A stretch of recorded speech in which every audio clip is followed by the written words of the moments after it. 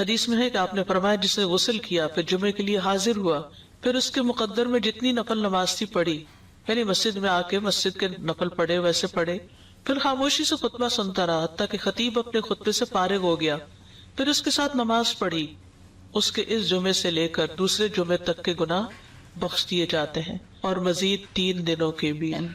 پر جلیس کا لفظ کوئی بھی جو ساتھ بیٹھ جائے، صرف دوست نہیں جو دلی دوست، کوئی بھی جو پاس بیٹھا ہو اس کی مثال ہے وہ۔ تو اس طرح جیسے ابھی اب دعائیں آپ کو سکھائی جائیں گی نئے لوگوں کو جو سیکھ چکے ہیں، اس میں بھی ہم یہ دعا مانگتے ہیں نا کہ ورزقنی تلاوتہ آناء اللیل وآناء النہار، مجھے اس کی تلاوت کی توفیق عطا کر رات کی گھڑیوں میں اور دن کی گھڑیوں میں۔ یعنی جب آپ قرآن آپ کو یاد ہو جاتا ہے تو پھر کیا ہوتا ہے، کھڑے چلتے بیٹھتے اٹھتے پھرتے آپ کچھ نہ کچھ یاد کر لیتے ہیں۔ پھر اس کو یاد رکھنے کا طریقہ یہ ہے کہ نمازوں میں آپ اس کو پڑھیں، اور جس کے لیے یہاں بات ہو رہی ہے کہ نماز کے اندر اس کو دہرایا جائے، اور اس میں یہ کہ جیسے زہر کی نماز کے لیے ایک صورت رکھ لیں، ایک عصر کے لیے رکھ لیں، پھر مغرب کے لیے، اور اس طرح آپ کی نماز میں کنسنٹریشن خود بخود آنے لگے گی جب قرآن ورائٹی کے ساتھ آپ پڑھیں۔ اور اگر کل اللہ پہ صرف زور رہا، اس کو آپ بے شک شامل کریں اپنی آواز میں، جیسے ایک صحابی تھے وہ ہر نماز کی ہر رکعت میں ہر اور تلاوت کے ساتھ کل اللہ ضرور پڑھتے تھے۔ تو کسی نے حضور سے شکایت کر دی صلی اللہ علیہ وسلم، تو آپ نے اس سے پوچھا تو کہا مجھے اس سورت سے بڑی محبت ہے، تو آپ صلی اللہ علیہ وسلم نے فرمایا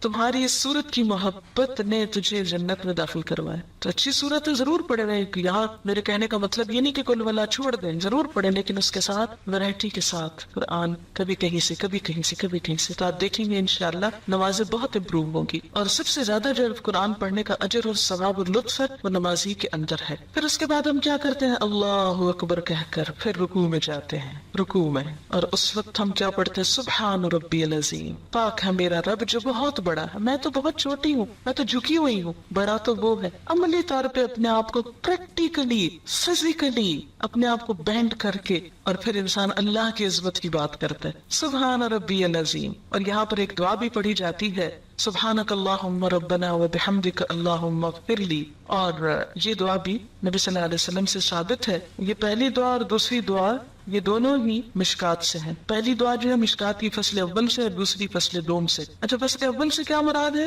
اس میں کیٹیگری ہے، جو سب سے زیادہ صحیح حدیث ہے وہ فصل اول میں ہے، جو ذرا کم ہے کسی بھی لحاظ سے تو وہ سیکنڈ کیٹیگری میں، پھر تیسری میں کچھ ضعیف حدیثیں بھی شامل ہیں اس میں۔ تو جو یہ جو دعا ہے سبحانک اللہم ربنا وبحمدک اللہم اغفر لی، یہ پہلے درجے کی دعاؤں میں سے ہے، اس کو بھی پڑھ سکتے ہیں۔ اور اس کا معنی کیا ہے، پاک ہے تو اے اللہ، اے ہمارے رب، اور تعریف تیرے ہی لیے، اللہ میں مجھے بخش دے، میں تیرا عاجز بندہ، تو میری بخشش کر۔ اب یوں بھی کر سکتے ہیں 3 دفعہ سبحان ربی العظیم پڑھ کے چوتھی دفعہ یہ پڑھ لیں، یا 2 دفعہ یہ پڑھ لیں، جیسے آپ چاہیں، اس میں اوپن چوائس ہے۔ جب انسان اپنی عاجزی کو تسلیم کرتا ہے نا، اپنی کمی حقارت کو، پھر لازمی بخشش کی دعا نہیں کرتے، اللہ تعالیٰ پھر تو مجھے معاف کر دے، معاف کر دے، کیونکہ ہم اللہ کا شکر تو ادا کر ہی نہیں سکتے، اور اس کی نعمتوں پہ شکر ادا نہ کرنا یہ ایک قصور ہے۔ اگر ہم کوئی گناہ نہ بھی کریں، کچھ بھی نہ کریں، چپ بھی بیٹھے رہیں، یہ بھی ایک قصور ہے کہ اللہ نے زبان دی سے اس کے ذکر میں کیوں نہیں استعمال کیا۔ بہرحال پھر اس کے بعد ہم رکوع سے اٹھ جاتے ہیں، اور اس وقت پھر اٹھتے اٹھتے اللہ کی تعریف کرتے ہیں، سمع اللہ لمن حمدہ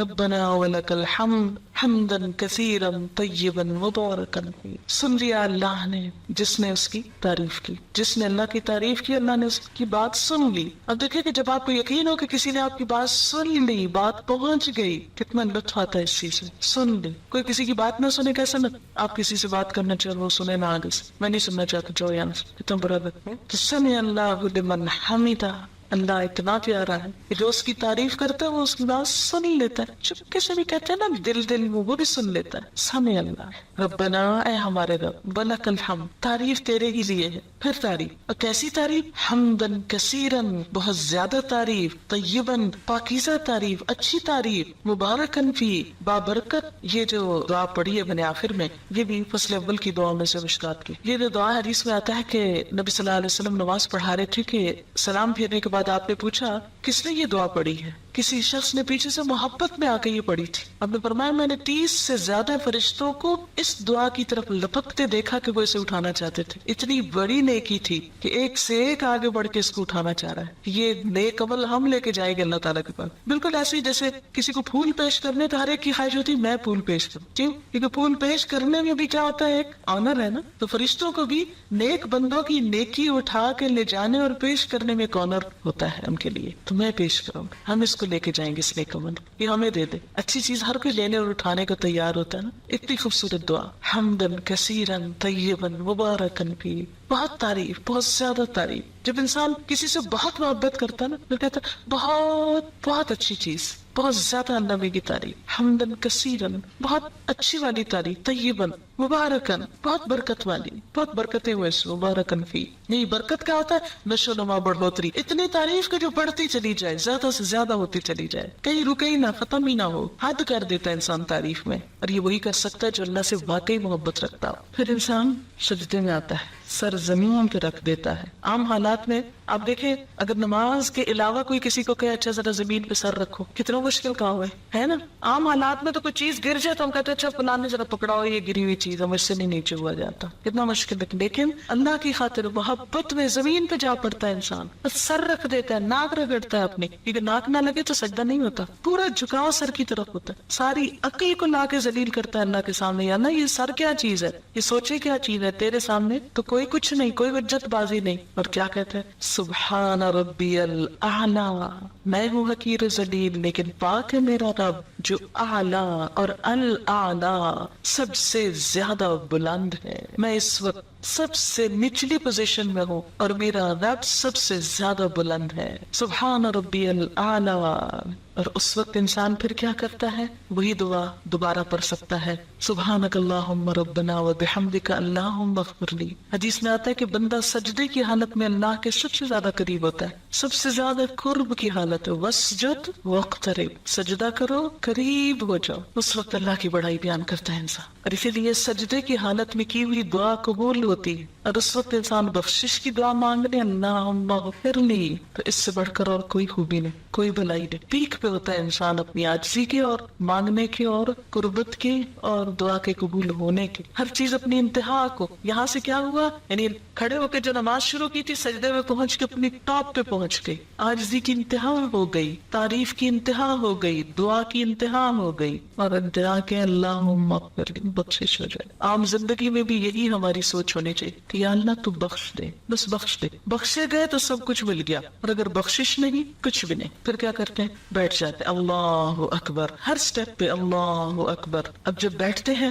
پھر ایک دعا سکھائی گئی، اور وہ دعا کیا ہے، اللہم اغفر لی، پھر بخش دے. بخشش پہ اینڈ کیا تھا سجدے میں، اٹھ کے پھر بخشش مانگ رہے، یہی منتہا. اللہم اغفر لی، اے اللہ مجھے بخش دے، ورحمنی، اور مجھ پہ رحم کر. رحم بھی اللہ کو جب بھی آئے گا نا جب قصور معاف ہو گئے. آپ کسی سے توقع رکھ سکتے ہیں کہ کوئی آپ کے ساتھ بھلا کرے جبکہ اس کا دل آپ کی طرف سے میلا ہو، یا وہ آپ سے ناراض ہو، یا آپ نے اس کو ستایا ہوا ہو؟ کیسے بات کر، نہیں، پہلے بخشے جائیں گے تو پھر ہی رحمت ہوگی. اللہم اغفر لی ورحمنی. اور کیا، واہدنی. یہ دعا کی ترتیب دو مختلف روایتوں میں فرق ہے، میں اس ترتیب سے جو یہاں لکھی ہوئی پڑھتی ہوں. وجبرنی، میری مجبوری دور کر دے، میرا نقصان پورا کر دے. ورفعنی، اور مجھے بلند کر دے. میں ہوں حقیر، بلند تو ہی ہے، تو مجھے بھی اپنے نام کے ساتھ بلند کر دے. واہدنی، اور مجھے ہدایت دے، راہ دکھا. وعافنی، عافیت دے، صحت دے. ورزقنی، رزق دے. دین معتدل دین ہے، دنیا اور آخرت دونوں کی بھلائیاں مانگنی سکھائی گئی. پھر دوبارہ سجدہ، اللہ اکبر. پھر وہی عاجزی، پھر وہی مغفرت کی دعا، پھر اللہ اکبر. اور اسی طرح دوسری رکعت، اور پھر التحیات. اب بیٹھ جاؤ، بیٹھ کے پڑھو. اب ہم اس میں اپنی مرضی نہیں کر سکتے کہ یہ دعا سجدے میں پڑھ لو، سجدے کی بیٹھ کے پڑھ لو، بیٹھ کے پڑھنے والی کھڑے ہو کے پڑھو. کھڑے ہو کے کیا پڑھوایا، سورۃ الفاتحہ. بیٹھ کے کیا پڑھوایا، التحیات اور درود شریف. التحیات للہ، سب اچھے کلمات، سب تحفے، سب درود اور وظیفے، سب کچھ للہ، اللہ کے لیے. میرے سارے اذکار، میرے سارے دعائیں، میرے سارے اچھے جذبات، میرا سب کچھ میرے رب کے لیے، للہ. التحیہ، تحیہ کا لفظ ہے نا، بڑا جامع لفظ ہے، ایک لفظ میں ترجمہ ہو ہی نہیں سکتا اس کا. تحیہ تحفے کے لیے بھی آتا ہے، ہدیے کے لیے، دعا کے لیے بھی آتا ہے، اچھے جذبات کے لیے. اللہ تعالیٰ میرا سارا مال بھی تیرا، میری ساری دعائیں بھی تجھ سے، میرے سارے جذبات بھی تیرے لیے، میرا سب کچھ تیرے لیے. التحیات للہ، التحیات للہ، تحیہ والصلوات، سب دعائیں، سب عز و نیاز، والطیبات، سب پاکیزہ چیزیں، سب پاکیزہ کلمات، سب پاکیزہ رزق، سب کچھ اللہ کے نام. التحیات للہ والصلوات والطیبات، سب کچھ تیرا ہی تیرا، سب تیرے لیے, میرا تو کچھ بھی نہیں. اور بیٹھنے کا انداز آپ دیکھیں کتنا عاجزی کا ہوتا ہے, گھٹنے ٹیک کے بیٹھنا, گھٹنے ٹیک کے. یہ نہیں کہا کہ ٹانگیں پھیلا کے بیٹھ جاؤ بے شک, یا پلتھی مار کے بیٹھ جاؤ دو زانوں, نہیں, پاؤں پیچھے کر کے, گھٹنے ٹیک کے, عاجزی. گھٹنے ٹیک دینا محاورہ ہے نا, عاجزی کی علامت. بیٹھنے کا ادب سکھایا گیا, طریقہ, سلیقہ. اور پھر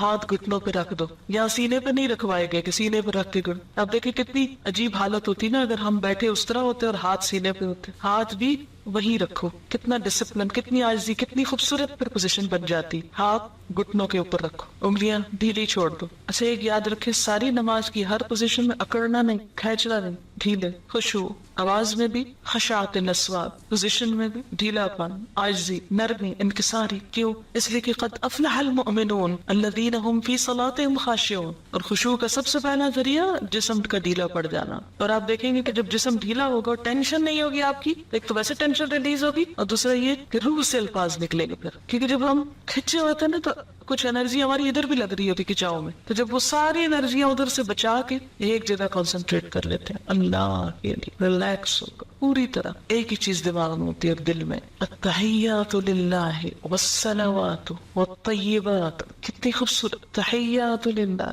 سارے تحفے اللہ کے لیے. آپ دیکھیں تحفہ کس کو دیتے ہیں, آپ کبھی سوچا آپ کس کو دیتے ہیں؟ جس سے محبت ہوتی, اور محبت کے اظہار کے لیے ہوتا ہے, اس لیے نہیں ہوتا کہ کوئی ضرورت مند ہوتا ہے. اچھا جب اللہ کے لیے ہم کہتے ہیں سارے تحفے تیرے لیے, التحیات للہ. اچھا پھر تحفہ کس چیز کا ہوتا ہے؟ جو چیز انسان کو بہت اچھی لگتی یہ دینی چاہیے. آپ یہ تو نہیں کر دیں گے جو ردی مال اٹھا کر یہ تحفہ میں دے دیتے ہیں کسی, وہ تو پھر دھوکہ ہے. اپنی اچھی سے اچھی چیز, خوبصورت سے خوبصورت. اسی لیے پیکنگ کتنی خوبصورت, بازو کا اندر کچھ نہیں ہوتا, پیکنگ بڑی اچھی کرتے ہیں, اس لیے تاکہ دیکھنے والا پیکنگ دیکھ کے خوش ہو جائے. اصل مقصود خوش کرنا ہوتا ہے نا کسی کو. تو یہاں بیٹھ کے ہم زبان کے ساتھ اظہار کرتے ہیں, یا اللہ میرا سب کچھ تیرے لیے, تجھے خوش کرتا ہوں. تحیات للہ, التحیات للہ. لیکن عملی زندگی میں کچھ بھی نہیں کرتے ہم, اس لیے کہ کبھی بیٹھ کے گھٹنے ٹیک کے ہاتھ رکھ کے سوچا ہی نہیں کیا کہہ رہے ہیں ہم. التحیات للہ, کتنی محبت کا والہانہ انداز. اللہ سارے تحفے تیرے ہی لیے, ساری اچھی باتیں تیرے ہی لیے, سارے اچھے جذبات تیرے لیے. یاد رکھے تحفہ صرف کسی مالی چیز کا ہی نہیں ہوتا,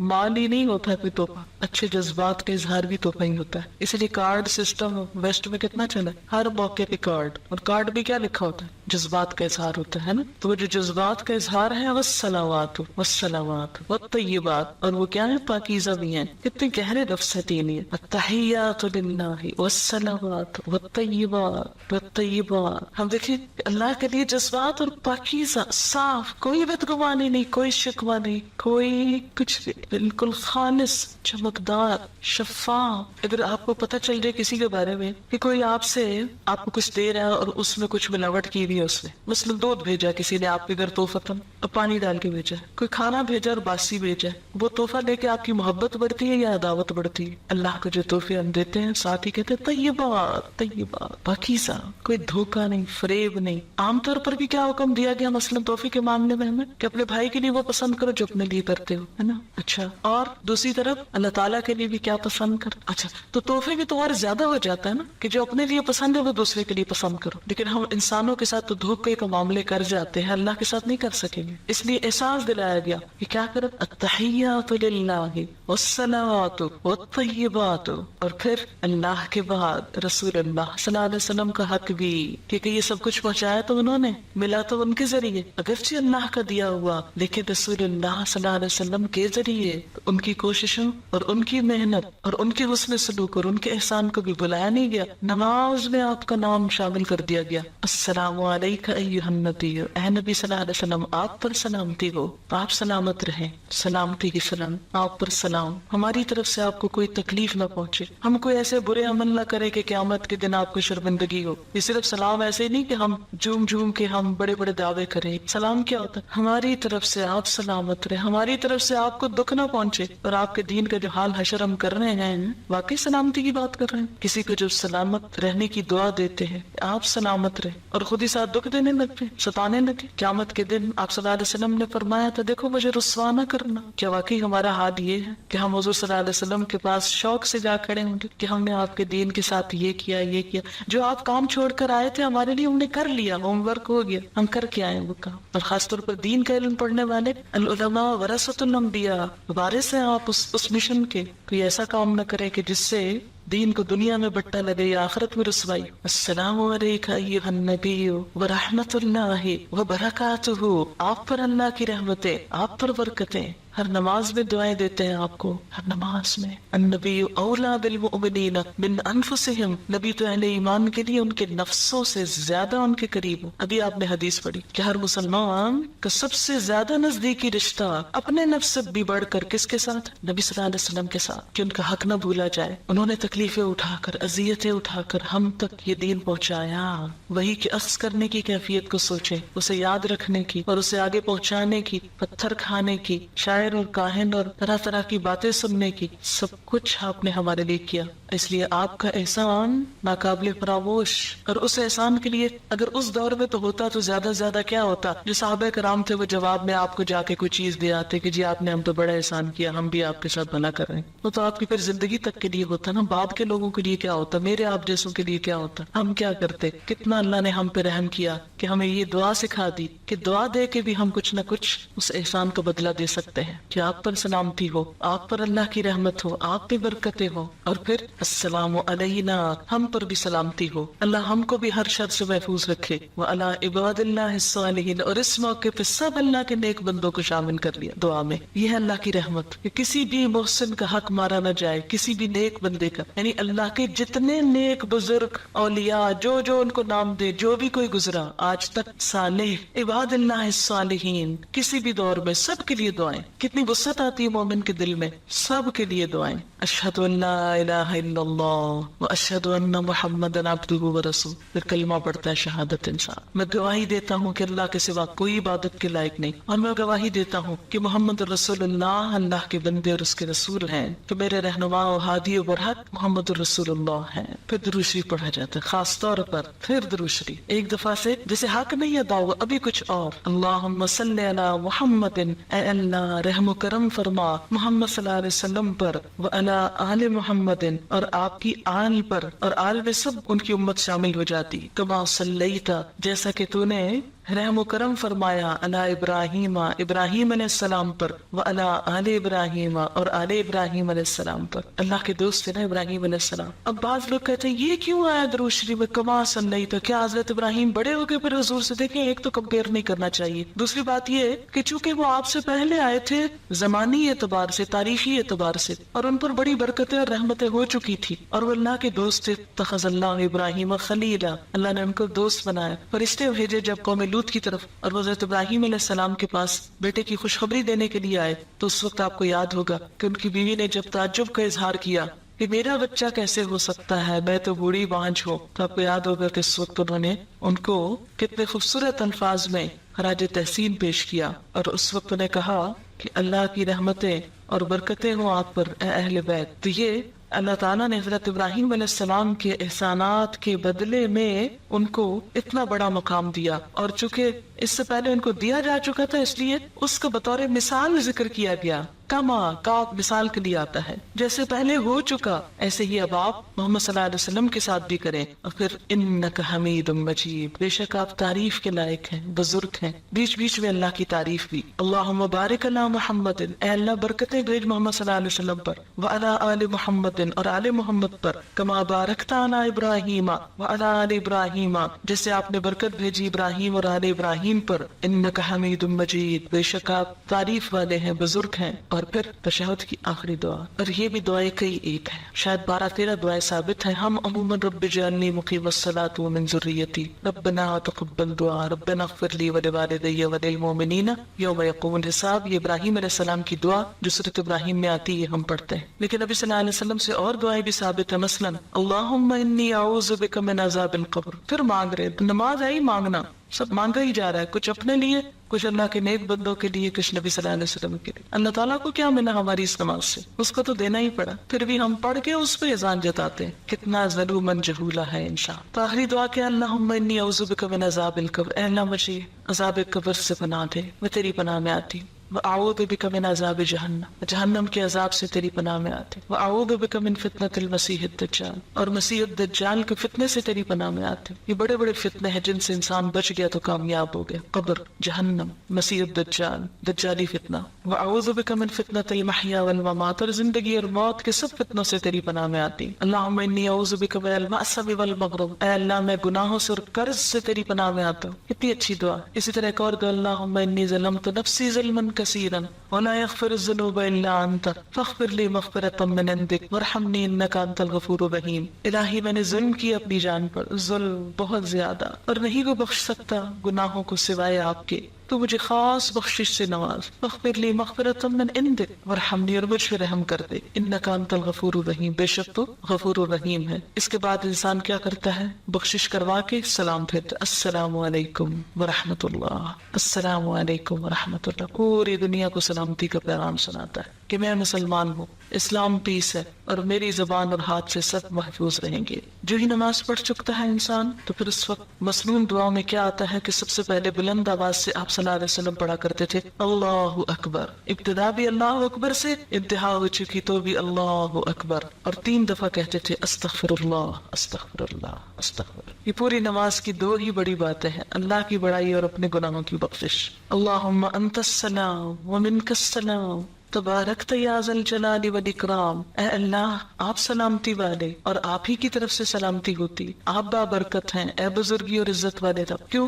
اس لیے کہ اگر نماز کے بعد فوراً جا نماز لپیٹ کے اٹھ جائے تو آپ کو یوں لگے گا جیسے کچھ پورا نہیں ہوا، رہ گیا۔ اس لیے وہ چونکہ پورے پیک پہ انسان پہنچ چکا تھا نا، تو ایک دم اس سے باہر آ کر دنیا میں رل مل جانا اتنا ممکن نہیں ہوتا، تو اس کیفیت کو آہستہ آہستہ آہستہ آہستہ نارمل کیا گیا ہے۔ نماز شروع ہوتی وضو کے ساتھ، تیاری، پریپریشن کہ اللہ کے پاس جا رہے، ملاقات، اور اس بات کا احساس کہ اللہ کے پاس ایک دن قیامت کے دن اسی طرح آ کے ملنا ہے۔ 5 دفعہ تجربہ کروایا جاتا ہے دن میں اللہ کے سامنے کھڑے ہونے کا، اور سب کچھ چھڑوا دینے کا، حشر کے میدان میں بھی سب کچھ چھوٹ جائے گا، اور ایک اللہ کے سامنے جا کے کھڑا ہونا ہوگا۔ اور وہ کیفیت کیا ہوگی؟ صرف ایک دفعہ اگر کبھی سوچ لینا نماز میں، سب مستی اور کسبل نکل جائے اور پوری خشوع آ جائے نماز کے اندر، کہ قیامت کے دن بھی ایسے ہی اللہ کے سامنے کھڑا ہونا۔ آج بھی کھڑا ہوں، کیسے کھڑا ہوں؟ اللہ کے سامنے کھڑا ہوں، یہ اللہ کے سامنے کھڑے ہونا ہے۔ اور پھر جس وضو کے ساتھ تیاری کر کے نماز میں گئے، پھر نماز پڑھ کر بھی جس طرح قرآن میں آتا ہے فسبح وادبار السجود، سجدوں کے بعد بھی رب کی تسبیح کرو۔ لہٰذا کیا پڑھتے؟ 33 دفعہ سبحان اللہ، 33 دفعہ الحمدللہ، 34 مرتبہ اللہ اکبر۔ اور اس کا اتنا اجر اور ثواب ہے کہ اگر آپ وقت دیکھیں تو 1.5 منٹ ہے صرف، لیکن اگر آپ اجر دیکھیں تو بے حد و حساب۔ اتنا اجر ہے کہ ایک دفعہ نبی صلی اللہ علیہ وسلم کے پاس کچھ لوگ آئے، وہ پوچھنے لگے اللہ کے رسول صلی اللہ علیہ وسلم، ہمارے کچھ دوست ہیں جو بڑے امیر ہیں، وہ صدقہ کرتے ہیں، ثواب پا لیتے ہیں، ہمارے پاس ہم غریب لوگ ہیں، ہمیں بھی کچھ بتائیں کہ ہم ان کا ثواب پا لیں۔ آپ نے فرمایا کہ تم ہر نماز کے بعد 33 دفعہ سبحان اللہ الحمدللہ اللہ اکبر پڑھو تو تم کیا کرو گے؟ ان کے برابر ہو جاؤ گے۔ بڑے بڑے صدقہ، جہاد اور کیا کچھ کرنے والوں ان کو بھی پتہ چل گیا، پھر وہ آگے یا رسول اللہ صلی اللہ علیہ وسلم، وہ بھی یہ کرنے لگے، پھر وہ آگے نکل گئے۔ تو آپ نے فرمایا اللہ کا فضل ہے جسے چاہے دے۔ 1.5 منٹ کے اندر آپ اتنا بڑا اجر کماتے، گویا آپ نے ڈھیروں مال صدقہ کر دیے جو ویسے ممکن نہیں۔ تو اس لیے پابندی کے ساتھ کوشش کریں اس کو پڑھنے کی، اور گھڑی دیکھنے آپ کا کوئی بڑا وقت نہیں لگے گا۔ انسان یہ صرف شیطان کا بلاوا ہوتا ہے کہ انسان یہ نیکی نہ کرے اور اتنا بڑا اجر نہ کمائے، شیطان کا بلاوا ہوتا ہے یہ۔ لہٰذا وہ کہتے ہیں وہ دیکھو وہ کام، وہ دیکھو وہ کام، وہ بھی ہے وہ بھی ہے، وہ چھوڑو پھر کر لینا، چلتے پھرتے کر لو، اٹھو اٹھو یہاں سے۔ کیونکہ نماز کے بعد اللہ کی رحمت متوجہ ہوتی ہے، دعا مانگنے کا وقت ہوتا ہے۔ کچھ اور جو ہم عربی میں نماز کے اندر نہیں مانگ سکے اب باہر مانگ رہے ہیں، لیکن شیطان کہتا ہے کسی طرح نہ ہی مانگے تو اچھا، محروم ہی اٹھ جائے۔ اس لیے آپ دیکھیں گے کہ وہ وقت بڑا تلخ اور سخت ہوتا ہے، اور اکثر لوگ برغلا لیے جاتے ہیں۔ اسی لیے فرض نماز کے بعد جو آیت الکرسی ہے اس کا بھی بڑا اجر ہے کہ جو پڑھے گا وہ اس کے بعد فوت ہو جائے سیدھا جنت میں۔ لیکن آپ نے فرمایا یہ صرف انبیاء، صدیق اور شہیدوں کو یہ صفت ملتی ہے، ہر کوئی نہیں اس کی پابندی کر سکتا۔ کیوں؟ کیونکہ ہر بات جو نماز میں یاد آنی ہوتی، پھر ہوتا ہے نماز پڑھی جلدی جلدی وہ بلا کے آرڈر کر دے سب کو جو جو کچھ کہنا ہے، پھر بولنا شروع کر دیتے۔ لہٰذا تھوڑا سا اور صبر۔ وہاں تو فرض تھا چپ رہنا، اب کیا ہے نفل ہے چپ رہنا۔ ہم کہتے ہیں یہ کون سی مجبوری ہے، پابندی ہے، اب تو بول لو خیر ہے، بول لیں، لیکن وہ نماز کی پوری ڈوز نہیں آئے گی، وہ پوری کیفیت نہیں طاری ہوگی، اس لیے تھوڑا سا صبر اور۔ لیکن یہ آپ کا بائی چوائس ہے، اب آپ کی مرضی ہے آپ صبر کریں یا نہ کریں، لیکن جو کر جائے وہ اب وہ وقت ہے پھل توڑنے کا، اب وہ وقت ہے نتیجہ لینے کا، دعا مانگنے کا۔ اس وقت میں اگر آپ گئے تو گئے, چھوٹ گیا تو رہ گیا. پھر اس کے بعد یعنی آیت الکرسی پڑھ لیا آپ نے 33 دفعہ, یہ سبحان اللہ الحمدللہ کہہ دیا. پھر مصنون ذکر ہیں کچھ جو نبی صلی اللہ علیہ وسلم سے ثابت ہے نماز کے بعد کرنے کو, اور وہ ہے رب اعنی علی ذکرک و شکرک و حسن عبادتک. اے اللہ مجھے مدد دے کہ میں آپ کو یاد کر سکوں, آپ کو شکر ادا کر سکوں, آپ کی خوبصورت عبادت کر سکوں. نماز پڑھ چکا ہے, پھر دعا اللہ توفیق دینا پھر بھی لوٹ کے آؤں. ایسا نہ ہوگا کہ نماز میں سو جاؤں یا بھول جاؤں یا دل ہی نہ چاہے. آپ دیکھیں کہ اگر ہر نماز کے بعد انسان یہ دعا مانگ لیتا ہے تو ایک طرف سے اپنے آپ کو پھر باندھ لیتا ہے یہ نماز کو, ورنہ ایک پڑھے گا اور ایک چھوڑ دے گا, ایک پڑھے گا قضا کر جائے گا. تو اس طرح انسان چھوڑ نہیں سکتا. اسی لیے کتنی باحکمت دعا اس موقع پہ سکھائی گئی, رب اعنی, اے اللہ تو نے میری مدد کرنی ہے, اللہ ذکر کا کہ پھر تیرا ذکر کروں, شکر کا اور تیرا شکر گزار بندہ بن کے رہوں, حسن عبادت اس سے بھی اچھی عبادت کروں. کیونکہ اس وقت انسان کو فیل ہوتا ہے اچھا میں نے اتنی اچھی نہیں نماز پڑھی, کو بہت